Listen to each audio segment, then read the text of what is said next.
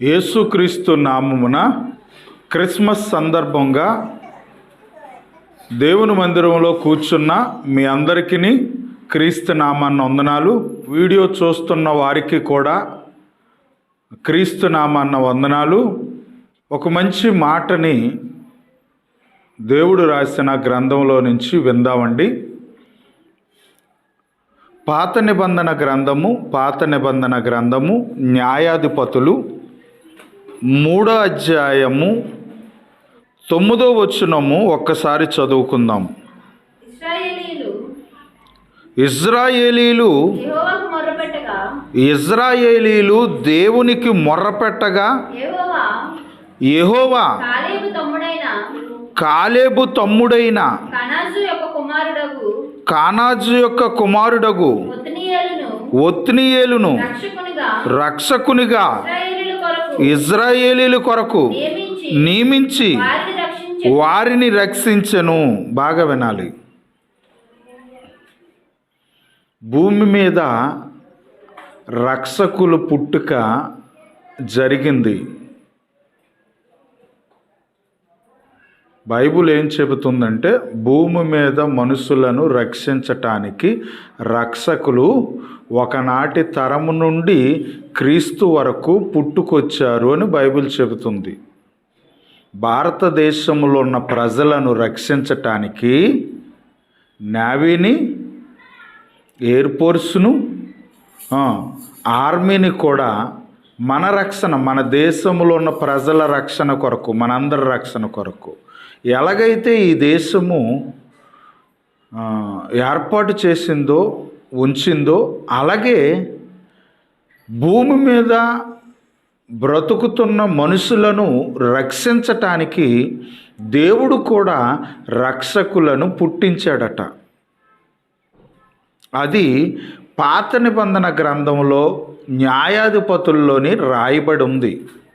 అంటే రక్షకులు పుట్టారని, రక్షకులను దేవుడు భూమి మీదకు పంపాడని, మనుషుల కొరకు పంపాడని బైబిల్ గ్రంథంలో రాయబడింది. ఇంకా ముందుకు వెళ్దాం. 11వ వచనము నుండి, అప్పుడు 40 సంవత్సరములు దేశము నెమ్మది పొందెను. అటు తర్వాత కానాజు కుమారుడైన ఒత్నియేలు మృతి పొందెను. రక్షకుడు చనిపోయాడు. ఇక్కడ బాగా ఆలోచించగలిగితే రక్షకులు పుట్టుక ద్వారా ఒకనాటి తరానికి ఈనాటి తరానికి ఏ మేలు దేవుడు చేశాడు రక్షకుల ద్వారా. విడిపించగానే అంటే రక్షించాడట రాజు ద్వారా, ఒత్నియేలు ద్వారా, ఒత్నియేలు అనే రక్షకుని ద్వారా ఇజ్రాయేలీలను రక్షించాడట.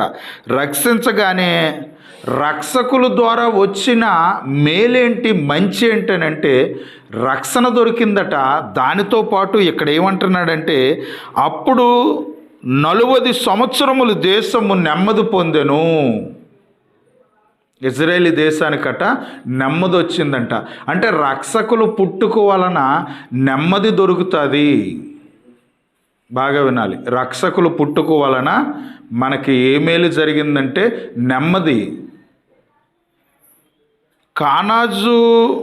కాలేబు తమ్ముడైన కానాజు యొక్క కుమారుడగు ఒత్నియేలును ఇజ్రాయేలీలను రక్షించటానికి రక్షకుడిగా వారి మధ్యకు పంపిస్తే ఆయన వలన ఏం జరిగిందని అంటే ఇజ్రాయేలీలట 40 సంవత్సరాలు నెమ్మది పొందారట. ఇజ్రాయేలీలు యెహోవాకు మొర్రపెట్టగా బెన్యామీనీయుడైన గేరా కుమారుడైన ఏహూదుని రక్షకునిగా వారి కొరకు యెహోవా నియమించెను. మోయాబు రాజు చేతిలో నుంచి విడిపించటానికి ఇజ్రాయేలీల కొరకు దేవుడు మరలా రక్షకుణ్ణి పుట్టించాడట, ఏహూద్ అనే రక్షకుణ్ణి. మనం బాగా ఆలోచించగలిగితే రక్షకులు పుట్టారని, రక్షకుల ద్వారా భూమి మీద మనుషులకు విడుదల దొరికిందని, కొంతమంది రాజుల చేతుల్లోకి, కొంతమంది మనుషుల చేతుల్లోకి ఇజ్రాయేలీలు వెళ్ళిపోతే వాళ్ళని రక్షించటానికి దేవుడు రక్షకులను పుట్టించాడట. వాళ్ళ బాధల్లో నుంచి, వాళ్ళ ఇబ్బందుల్లో నుంచి విడిపించటానికి.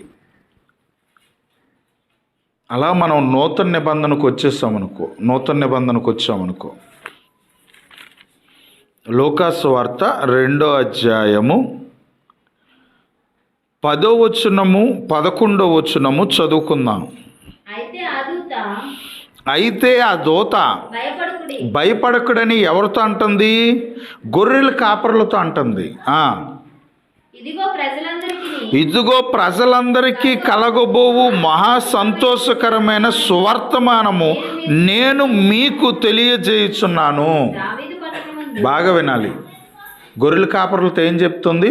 ప్రజలందరికీ కలగబోవు మహా సంతోషకరమైన సువర్తమానము నేను మీకు తెలియజేయుచున్నాను. ఏంటి ప్రజలందరికీ కలగబోవు మహా సంతోషకరమైన సువర్తమానము అని అంటే 11వ వచనంలో అంటున్నాడు, దావీదు పట్టణమందు నేడు రక్షకుడు మీ కొరకు పుట్టి ఉన్నాడు, ఈయన ప్రభువైన క్రీస్తు. యేసుక్రీస్తు అనే రక్షకుడు గురించి ఇక్కడ మాట్లాడుతూ దేవుడు ఏమంటున్నాడంటే, దావీదు పట్టణమందు నేడు రక్షకుడు మీ కొరకు పుట్టి ఉన్నాడు, ప్రజలందరి కొరకు అని 10వ వచనంలో అంటున్నాడు. ప్రజలందరి కొరకు పుట్టిన రక్షకుడు. పాత నిబంధన న్యాయాధిపతుల్లో చూసిన రక్షకులు ఇజ్రాయేలీలను వేరే మనుషుల చేతిలో నుంచి, వేరే రాజుల చేతిలో నుంచి విడిపించిన రక్షకులు. న్యాయాధిపతుల్లో మనం చూసిన రక్షకులు మనుషుల చేతుల్లో నుంచి ఇజ్రాయేలీలను విడిపించిన రక్షకులు వాళ్ళు. అయితే లూకాసు వార్త 2వ అధ్యాయంలో యేసు ప్రభు గురించి రాయబడిన ఈ యేసుక్రీస్తు అనే రక్షకుడు అందులో నుంచి మనుషులను విడిపిస్తున్నాడు అని అంటే ఈయన ద్వారా రక్షణ వచ్చిందని, ఈయన రక్షణను తెచ్చాడని, ప్రజలందరి కొరకు తెచ్చాడని బైబిలులో రాయబడింది. ఈయన ద్వారా వచ్చిన రక్షణ దేనికి సంబంధించినది అని అంటే మత్తయి సువార్తలో ఒక మంచి మాట రాయబడింది. మత్తయి సువార్త 1వ అధ్యాయము 21వ వచనము, మరియ ఒక కుమారుని కనును. బాగా వినాలి. తన అన్న దగ్గర సృష్టికర్తను పెట్టండి, దేవుణ్ణి పెట్టండి. ప్రజలన్న దగ్గర భూమి మీద ఉన్న మనుషులను పెట్టండి. తన ప్రజలు అంటున్నాడు. భూమి మీద ఉన్న మనుషులందరినీ మత్తయ్య గారు ఏమంటున్నారంటే, మీరు దేవుని ప్రజలు. అందుకే లోకా గారు కూడా ప్రజలందరికీ సంబంధించిన రక్షణ. లూకాసు వార్త 2వ అధ్యాయంలో లోకా గారు ఏమంటున్నారంటే, దావీదు పట్టణమందు పుట్టిన రక్షకుడు యేసుప్రభు ఉన్నారే, ఆయన ప్రజలందరికీ సంబంధించిన రక్షణను తెచ్చాడు అంటున్నాడు. ఇక్కడ మత్తయ్య గారు ఏమంటున్నారంటే, తన ప్రజలంటే భూమి మీద ఉన్న మనుషులందరూ దేవుని ప్రజలు. తన ప్రజలైన మనుషుల కొరకు వారి పాపముల నుండి ఆయనే రక్షించిన గనుక ఆయనకు యేసు అని పేరు పెట్టెదవనెను. అంటే యేసు అనే రక్షకుడు పుట్టాడని, ఈయన తీసుకొచ్చిన రక్షణ దేనికి సంబంధించినదంటే, ఎవరో శత్రువుల చేతుల్లోనో ఏదో దేశం చేతుల్లో మనం పడిపోతే వారి నుంచి మనలను విడిపించిన రక్షణ కాదు ఇది. అలాగా బందీలుగా కొన్ని దేశాలకు వెళ్ళిపోతే అందులో నుంచి మనలను విడిపించే రక్షణ ఒకటి ఉంది. యేసు ప్రభు ద్వారా దేవుడు తీసుకొచ్చిన రక్షణ ఏంటంటే, ఇక్కడ మత్తయ్య గారు అంటున్నారు, ఆమె ఒక కుమారుణ్ణి కనను, దేవుని ప్రజలను వారి పాపముల నుండి ఆయనే రక్షించను గనుక ఆయనకు యేసు అని పేరు పెట్టదు. అంటే యేసు అనే ఆయన ద్వారా వచ్చిన రక్షణ మన పాపాల నుంచి విడిపించటానికి, మన అపరాధాల నుంచి విడిపించటానికి. యేసు అనే రక్షకుడు ఎందుకు పుట్టాడు అని అంటే, మనుషుల చేతుల్లో నుంచో, దేశం చేతుల్లో నుంచో, శత్రువుల చేతుల్లో నుంచో విడిపించడానికి రాలేదు. పాపము నుండి విడిపించటానికి, అపరాధాల నుంచి విడిపించటానికి. యేసుక్రీస్తు అనే రక్షకుడు పుట్టాడని. రక్షకులు పుట్టడం వల్ల, రక్షకులు రావటం వల్ల మనకి నెమ్మది దొరుకుతుంది. శత్రువుల చేతిలో నుండి విడిపింపబడతాం. ఇంకా బైబిల్ ఏమంటుందంటే, యేసుక్రీస్తు అనే రక్షకుడిని నేను భూమి మీద ఉన్న ప్రజలందరి కొరకు ఇచ్చాను. దేవుని ప్రజల కొరకు, దేవుడు ప్రజలైన భూమి మీద ఉన్న మనుషులందరి కొరకు క్రీస్తు అనే రక్షకుడిని ఇచ్చాను.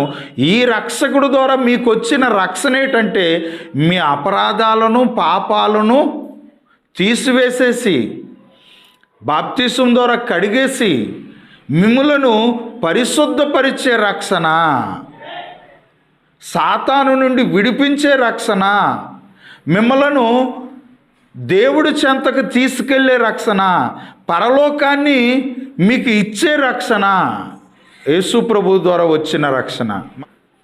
మత్తయి సువార్త 11:28. మత్తయి సువార్త 11:28. ప్రయాసపడి భారము మోసుకొనుచున్న సమస్త జనులారా నా యొద్దకు రండి, నేను మీకు విశ్రాంతి కలగజేతును. ఈ రక్షకుడు ద్వారా ఇంకేమొచ్చిందట? విశ్రాంతి. యేసు ప్రభు క్రైస్తవులకు సంబంధించిన దేవుడు మాత్రమే కాదు. యేసు ప్రభు క్రైస్తవుల దేవుడు, మనుషులందరి కొరకు వచ్చిన దేవుడు అన్నమాట. యేసు ప్రభు కొందరైన క్రైస్తవుల దేవుడు కాదు, ప్రపంచంలో ఉన్న మనుషులందరూ కూడా నమ్ముకునే దేవుడు అన్నమాట. చీకటిలో నుండి నిజమైన వెలుగు వైపు, జీవపు వెలుగు వైపు మనలను నడిపించాడు ఈ రక్షకుడు రావటం వలన.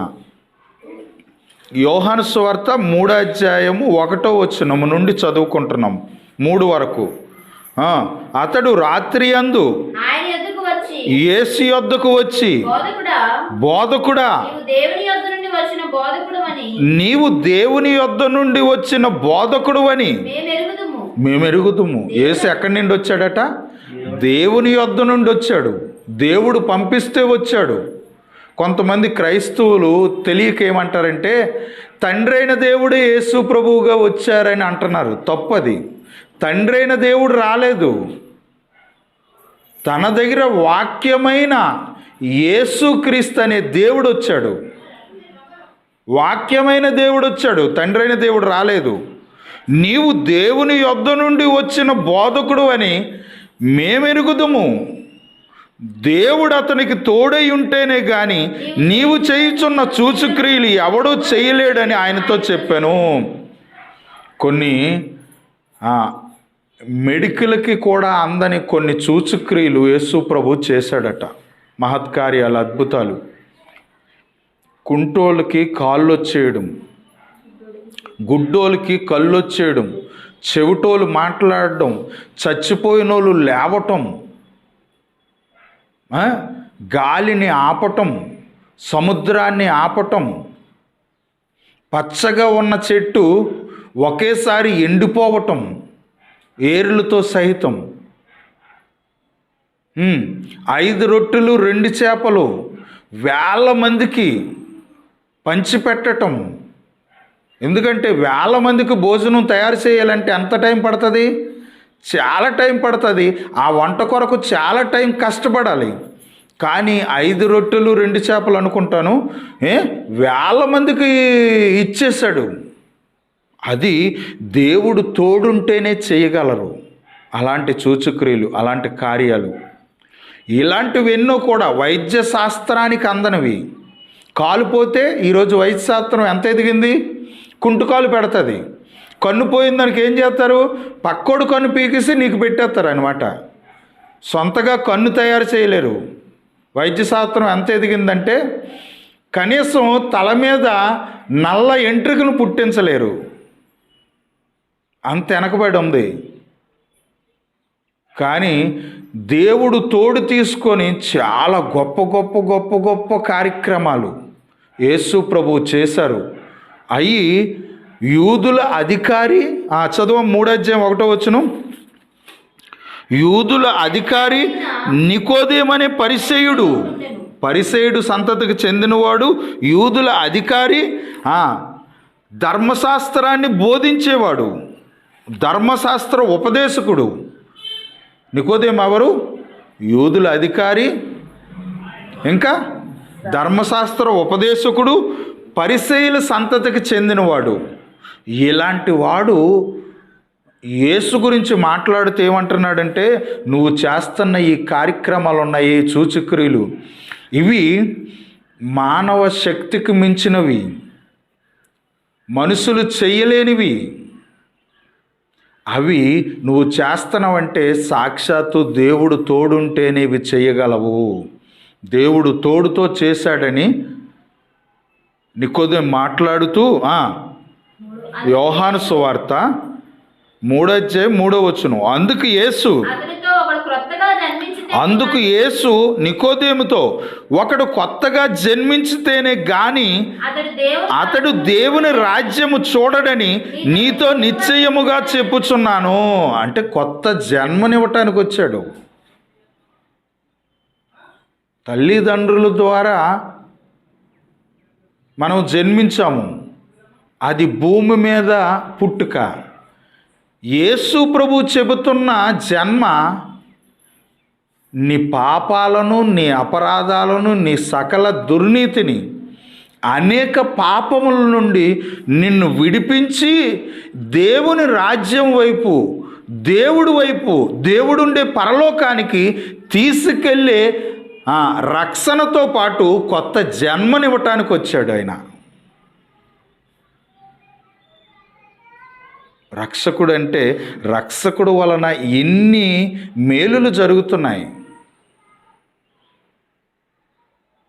ఈ జన్మ పరలోకానికి, ఈ జన్మ నీ అపరాధాలను, పాపాలను కడిగివేసి, అంటే పాపాలను కడిగివేయటము, పాపము తీసివేయటము, అపరాధాలు తీసివేయటం కూడా జన్మతో సమానం అంటుంది బైబిల్. పాతాళము నుండి విడిపించడానికి వచ్చింది ఈ రక్షణ. శాశ్వత విశ్రాంతినివ్వటానికి వచ్చింది ఈ రక్షణ. నిన్ను తండ్రి దగ్గరికి చేర్చడానికి వచ్చింది ఈ రక్షణ. దేవుడున్నాడని ప్రపంచానికి తెలియజేయడానికి వచ్చింది ఈ రక్షణ.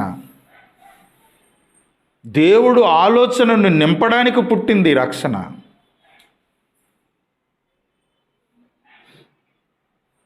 చూసారా, రక్షకుడు వలన ఎన్ని మేలులు ఉన్నాయి, రక్షణ వలన ఎంత మంచి ఉంది, ఇంత లాభం. ప్రియమైన దేవుని పిల్లలారా, ఒకనాడు న్యాయాధిపతుల్లో చెబుతున్న రక్షకులు, వారి ద్వారా నెమ్మది దొరికింది, శత్రువు నుంచి విడిపించడం జరిగింది, శత్రువు బాధ పోయింది. అది శరీరానికి సంబంధించిన రక్షణ. ఇది శరీరములో ఉన్న మలినాన్ని, పాపాన్ని, అపరాధాలను కడిగేసి పరిశుద్ధపరిచే రక్షణ, పరలోకానికి తీసుకెళ్లే రక్షణ. ఈ రక్షణలో నెమ్మది ఉన్నది. ఈ రక్షణలో దేవుడితో సమాధానపరిచే సమాధానం ఉన్నది.